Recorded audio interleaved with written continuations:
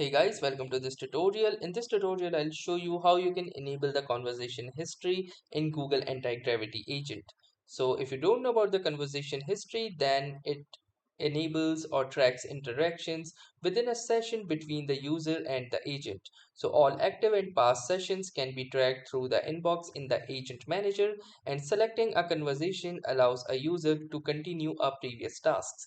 Thus, it becomes a very important feature that you can utilize in while working in the Google Anti-Gravity. So let me show you how you can enable conversation history. So to do that, click onto the settings gear icon just besides your profile picture, and then from here click open anti-gravity user settings.